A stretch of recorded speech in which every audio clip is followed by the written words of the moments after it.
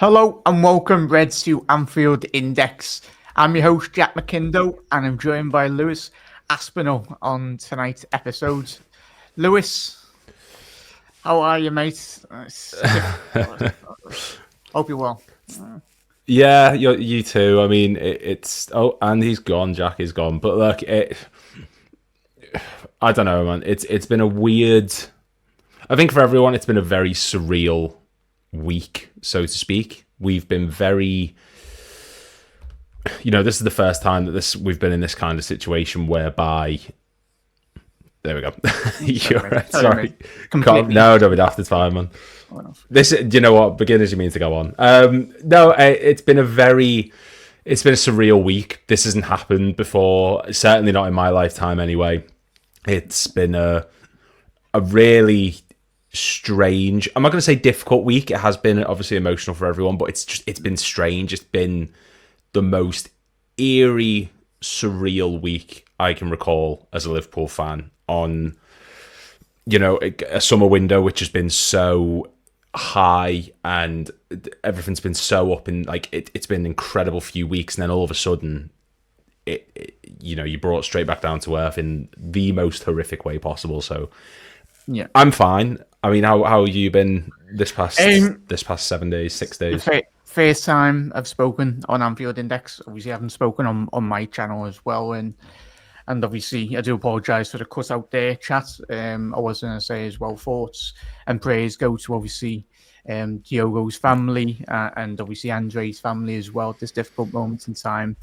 Obviously, me and Lewis will give our tribute at the start of tonight's show, our favourite Jota moments as well. But yeah, thoughts and prayers from everyone, and obviously Dave and a lot of the contributors have already added their piece anyway this week in terms of their favourite Jota moments, and just moments that Diogo Jota has given to every single Liverpool fan, to all of us. Lewis as well. We'll speak about that tonight as well, Reds. And it is a difficult moment, but of course, Liverpool, we've gone through difficult moments together.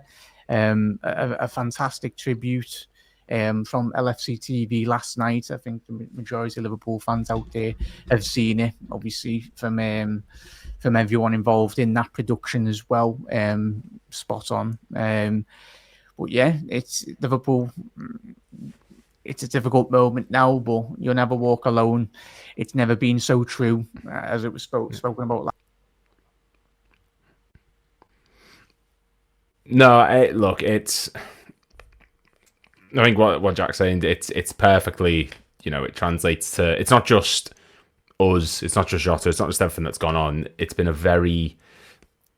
I was just saying then, like Jack, like it's such a. You'll never walk alone's a very.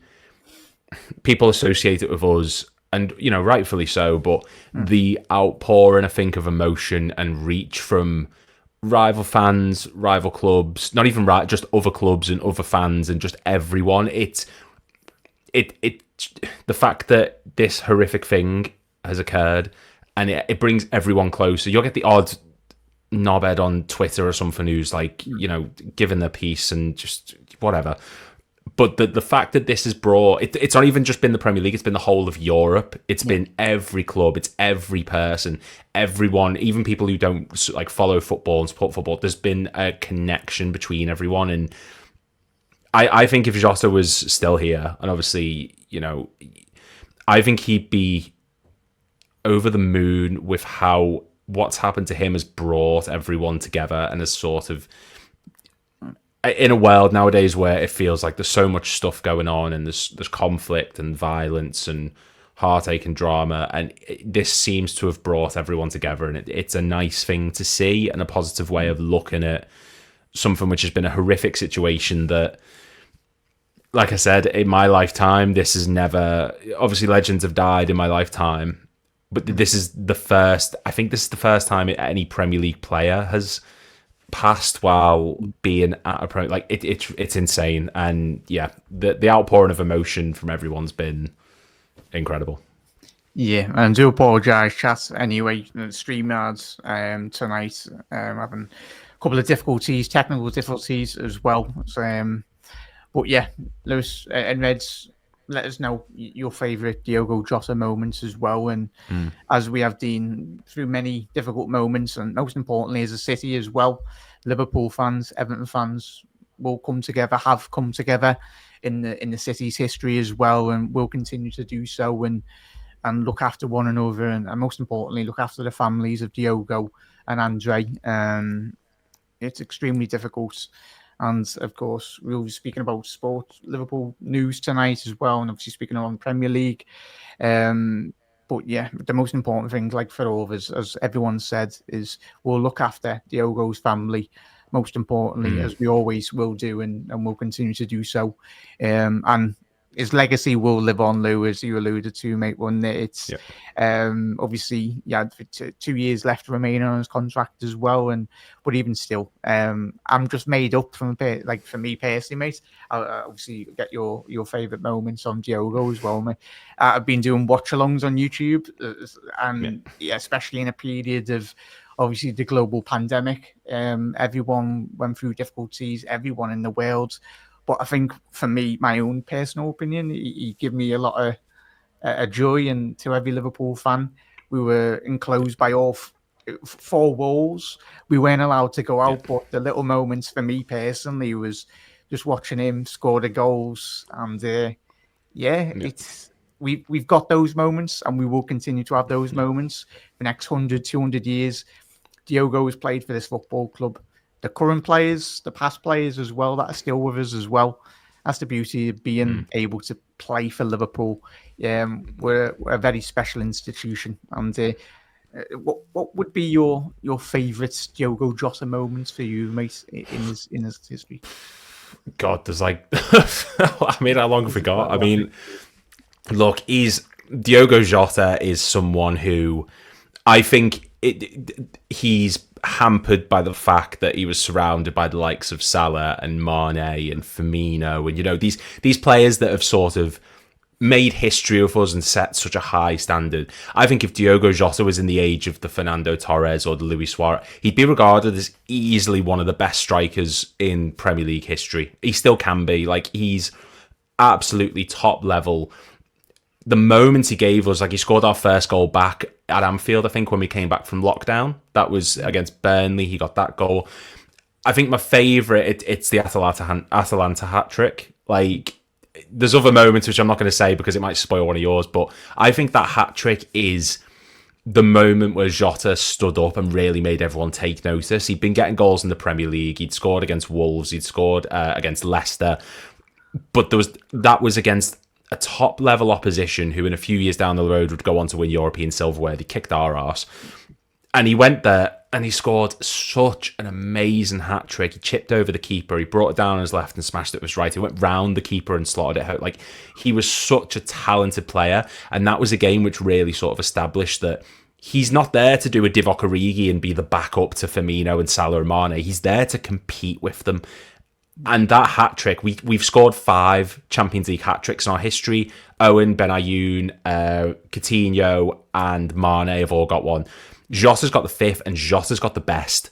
He was top level in that game, and I adore that moment so much at a time where like you said, we were stuck at home. We were stuck in our houses. We couldn't do anything. We just had football to watch, and even then there was no fans. It felt wrong. And he still gave us a European magical moment that will live forever. So I think that hat-trick against Atalanta is easily number 1 for me. What was your other one? Say some more if it was around. Yeah. I mean, we've got Arsenal League Cup, the semi-final. We've got Tottenham, the 94th minute winner. The brace against Leicester. The penalty against Leicester where he went and celebrated with the fans. The goal against Wolves. There's just moment after moment. And he doesn't get enough credit, Jota. And I'm one of the people who I did not give him enough credit, and it truly is a case of you don't know what you had until it's gone. Jota is one of those players who didn't matter who you were playing, didn't matter how big the opponent was in stature, if it was at the Etihad, if it was against Madrid, if it was against Arsenal, he would go there and he would contribute. He made things happen. He scored at the Etihad in that 2-2 draw. He was a terrific finisher, and Jamie Carragher said it himself, didn't he? He considered him the best finisher in Liverpool's recent history, ahead of Suarez and stuff. And whether you think that's true or not, he's in the conversation, and I think he's an underappreciated player in the history of the Premier League. And if obviously what's happened has made people sort of aware from outside looking in, we've known how good he is. He was a top level player who no one expected to be as good as he was, I don't think. Yeah, I love him, mate, and obviously some amazing moments that we'll cherish for a lifetime within the walls of Anfield, and my favourite one. You alluded to one of them, but mainly that game against Leicester at Anfield. It antipied really his character, his wine. Yeah. The one thing I loved about Jota was just how he wound up everyone. Yeah. Like he's the type of player that if he played for another team, he's got a bit of him and Andy Robbo quite similar in terms that they play for Liverpool. So I think that's like one of the good things that I love about football as well. Sometimes those characters, but you need them to be a successful football club. And I think Jota he played with an edge about him as well, that he wanted to, any way of winning a game of football, he'd always find a way. Whether it be on his left boot, on his right boot, winding up a centre half where he just shoves him and just like get out your way. He was about 5'10", 5'8", or he wasn't the tallest, but physically wise, no, he could deal with like 6'4", 6'5" strikers, defenders. Sorry, and I just love that about him, mate. The way he just wound up many players, and obviously reading through like we all have with. Obviously, the tributes, but on the current players and the former players as well that he's played alongside. The most important thing is he was an amazing human being and a very special character as well. That's for me that really come through as well. Lewis is most important. He was an amazing human being, and I think that's it. And in the world of football now, I think me, you, and every Liverpool fan, and just football fans in general, they are the modern day, like you see them on telly, but sometimes you had the privilege of going the ground and that. But these lads and Diogo did mean a lot and will continue to mean a lot for me, to you, and every Liverpool fan, mate, won't he? No, he's in our history books. Number 20 needs to be retired. It needs to be. He needs his memorial. He needs his mural. He needs all of it. And I think, like you said perfectly, as a personality, he was so humble. Everyone said he was just a family man. He was to himself. He was a very calm person until you got him on the pitch, and then it was like a switch went. But you know what, as well, like you touch on the fact before about his height and said he's like 5'8", 5'9", whatever he was. I cannot recall many better headers of a ball in a Liverpool shirt.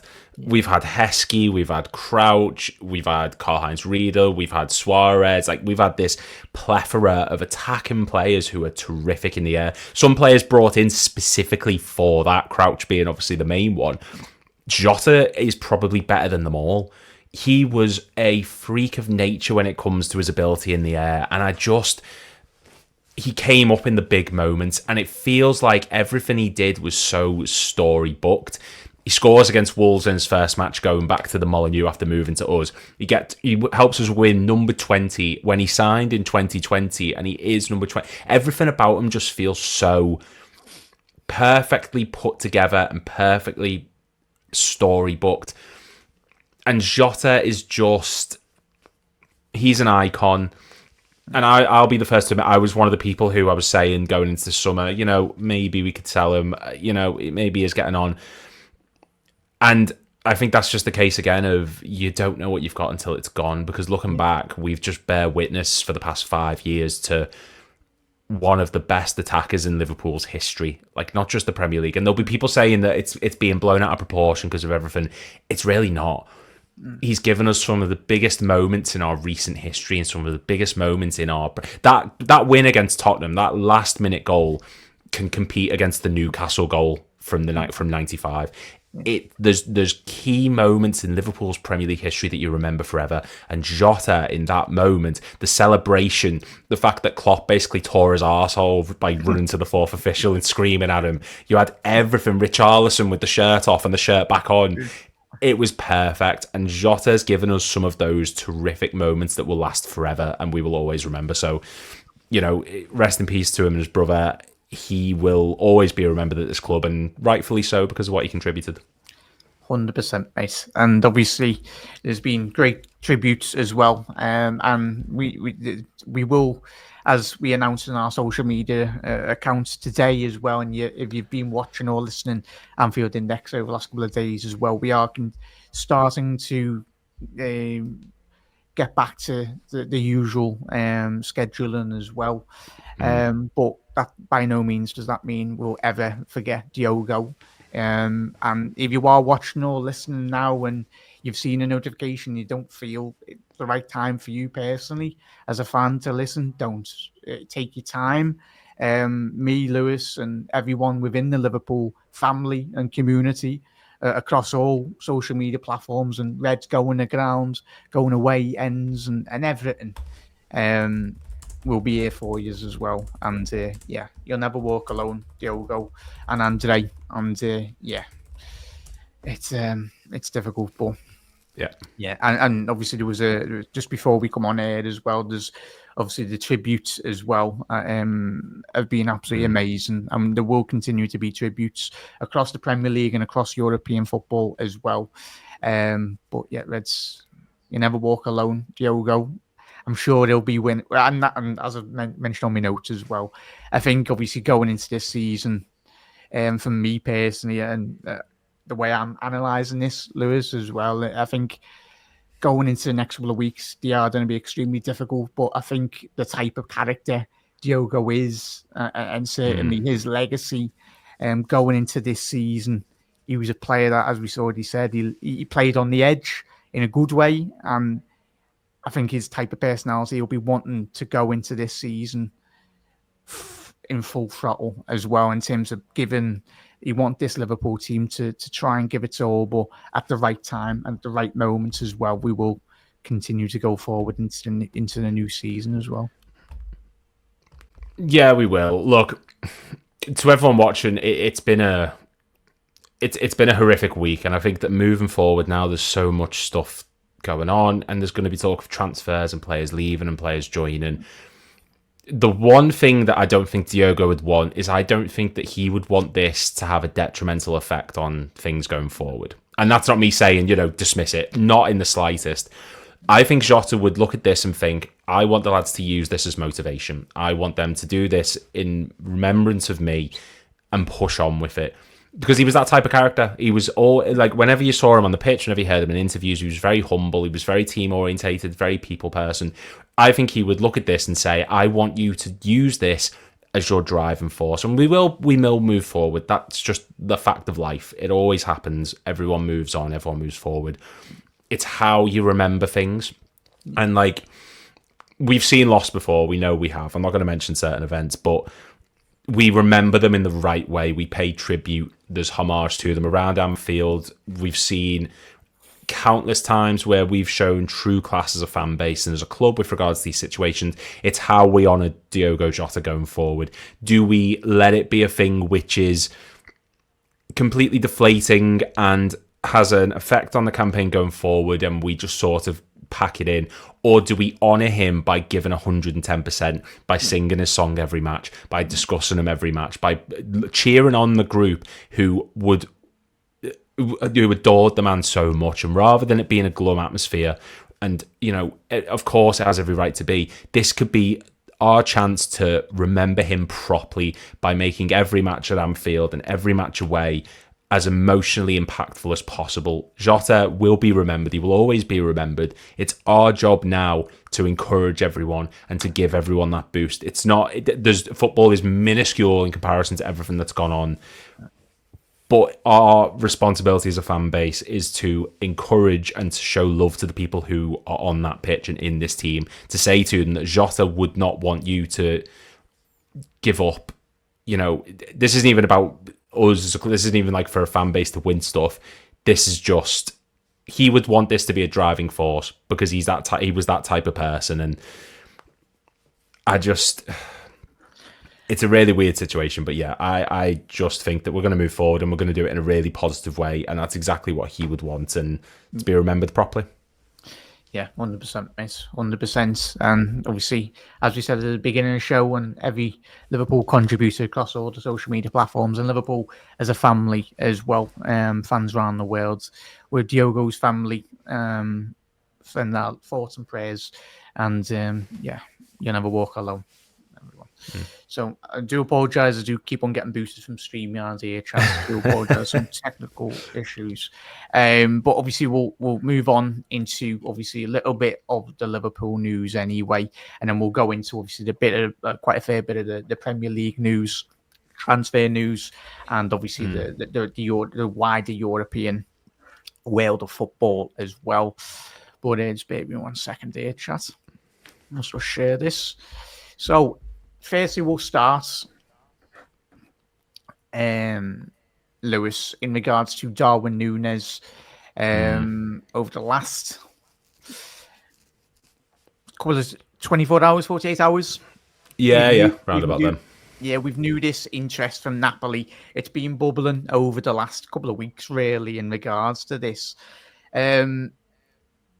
43 million, as I can see here from obviously from Damasio. Napoli have tabled a 43 million plus £4 million offer for Darwin Nunez. I personally don't think at this moment in time, as a recording, or if you listen to the podcast as well, there's been no notification in terms of an accepted bid anyway. For me, this seems. Do you think this? It's quite low, but is it the right in terms of valuation? I don't think Liverpool could get any more. Do you feel about this? Not particularly. Look, I was very, and I know this sounds selfish and this sounds a bit. I wanted Saudi to come in for Nunez, and that's not a case of, because I want Nunez to thrive. I think if Nunez went somewhere, like if he went to a La Liga, or if he went to a Bundesliga, or if he went to any of these clubs or any of these leagues, I think Nunez has the potential to smash it. If he goes to a La Liga or a Bundesliga or anything like that, there is such an opportunity for him to go out there and absolutely rip the league apart, because he does have an interesting skill set. He is capable of running in behind. He can finish. He just has those moments. I wanted Saudi to come in because I thought they will splash the cash more than any club will. And we heard rumours of 70 million, 75 at one point, 65. That's Saudi money. Napoli are not daft. They know that Darwin Nunez is a good player, but there is fault there. There is a few moments where you can look at him and pinpoint you're not quite to the top level. And he's not good enough for us at the moment. It's a weird thing to be discussing, I think, at the current time, but like he's someone who I think if he went to a La Liga or a Serie A, he would smash it. Napoli under Antonio Conte are not going to be foolish enough to say, right, £60 million, let's just get him in. They're going to haggle. They're going to try to, because they can see the weaknesses. This was what I was expecting, a bid-wise. I'm not expecting us to get 50 mil. And those 4 million plus are going to be add-ons, which God knows what they are. Is it win the league? Is it score a certain amount of goals? Not a clue. But yeah, this is round about what I was considering taking, because I can't see any team in Europe really giving us much more, and Nunez doesn't want to go to Saudi. So at this point, our hands are tied. Yeah, and obviously we'll speak about obviously the Saudi Pro League, and especially Galatasaray. You've got a bit on Osimhen this evening as well, but I concur with you there, Lou, in regards to that. I think Liverpool are very hard stretched in terms of bringing in a lot more than that, really. I think Liverpool's probably valuation, as you've alluded to, maybe in and around 50 odd million, but as we said, it's a difficult moment to speak about it, but I think in terms of it will be the deal, like in and around that. Yeah. But it's what Liverpool. It's a situation we found. Like Liverpool, if we're gonna sell them, it needs to be at our valuation, and most importantly, if Liverpool are actively going out and getting other forwards or any players coming into Liverpool over the next couple of weeks as well. It's got to be at the right valuation for both Liverpool and certain other players as well. The final one as well in terms of Luis Diaz, Lewis, in terms of Luis Diaz is about this is coming from Papi Sierra as well. In regards to this, over the last 24 hours, Luis Diaz will tell Liverpool's management to either renew his contract or let me leave. Believe they have an offer from Bayern Munich and FC Barcelona. He wants to stay, as we've seen over the last couple of weeks as well. 2 years left on his deal. Reports over the last couple of weeks as well. Liverpool don't want to sell Luis Diaz, but if he's asking to, but it's a lot of speculation. It's who to believe or whatever as well, mate. Me personally, I look at this, and even a couple of weeks prior, I spoke to Dave on obviously the positional play as well. I personally, from a football point of view, I don't see any issue in terms of keeping Luis Diaz. I think obviously Arne Slot would want to go out and get a more naturally gifted finisher in terms of like an Isaac or whoever, Simon Ilk or Ekatike. But I think in terms of squad wise, when I analyse this race, I think he complements Liverpool really well. He's a very good player as well. With 28, he's got 2 years left, obviously.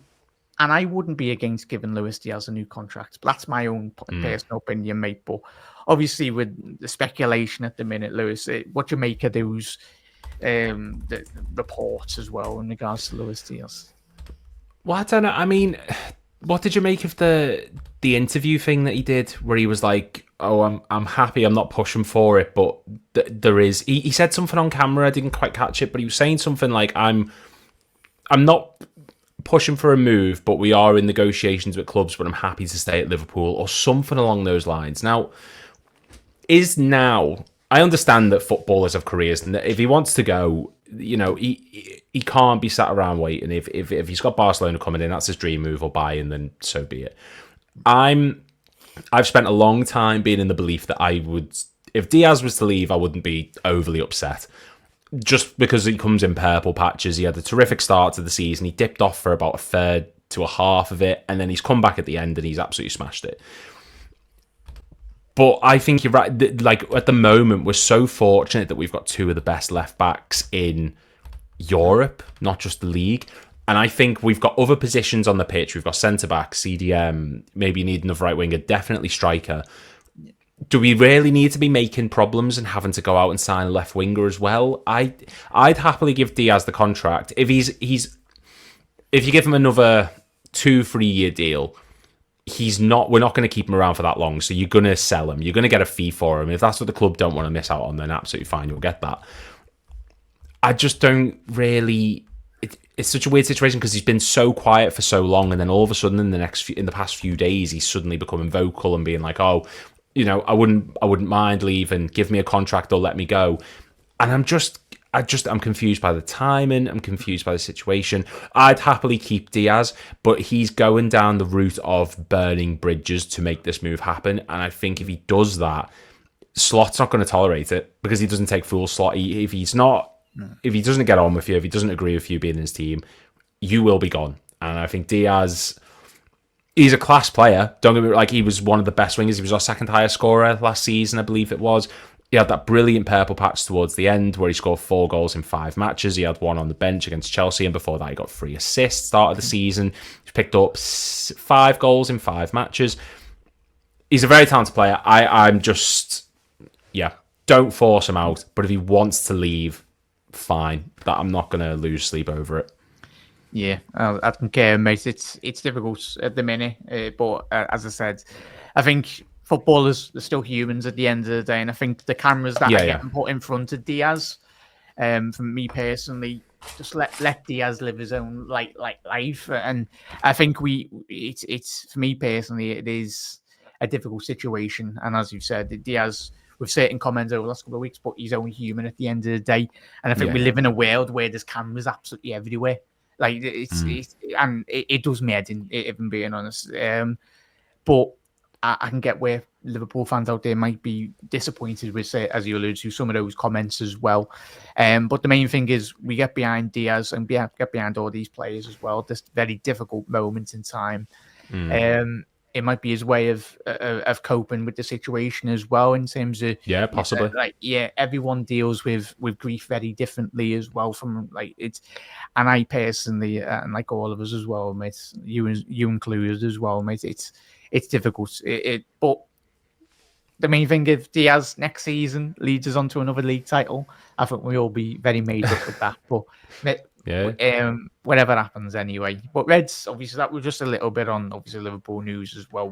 We'll go into obviously the Premier League news now as well. Reds, we'll get to a couple of your comments as well, and let us know your thoughts on that, Reds, if you are watching or listening on the repeats as well. Pick up there, Everest. Big up there, buds. Darwin, as Avo's saying, it just doesn't suit us. Saying about Darwin isn't a bad player, just doesn't suit us. It works out in teams in Europe. And Lou, just quickly touched on that one, mate. I was very. I mean, look, I'm in agreement. Look, Nunez is not a bad player by far. I can name you 10 worst strikers that we've had in the Premier League. Yeah. Nunez is not a bad... You were at StreamYard just being a... I do apologise, Lou, and to anyone watching. I know Dave's been having issues with StreamYard. Anyone from this StreamYard's getting lobbed out of the window anyway, very, very soon anyway. Yeah. But yeah, continue with what you were saying. Sorry. No, I was just saying, Nunez is not a bad player, and I could name you 10 worse ones that we've had. I've just seen someone put Varane in. He's definitely one of the 10. He just doesn't suit our style. He's much more of a Jurgen Klopp player than he is an Arne Slot player, and even then under Jurgen Klopp, it just didn't work out. There is a talented player in there. There's a plethora of moments that he's given us, like Forest and Brentford and Newcastle and Madrid and City, and just over and over and over again.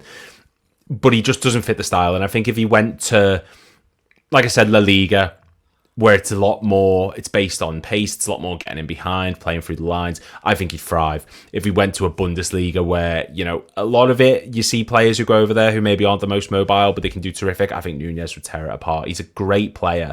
He's just not suited to our style. And I think the fact that, obviously what's gone on this past week, the fact that the club are still saying, you can leave, is a damning indictment of where he's viewed in the club's hierarchy at the moment, Nunez. The fact that even though we have obviously everything that's gone on now, he still isn't considered a first team option for us, and they would rather sell him. Like, that says all you need to know, really. Yeah, 100%, mate. 100%. Red's gone with a couple of the names anyway. But yeah, we've come a very long way, as we said at the top of the show anyway, with some of those names.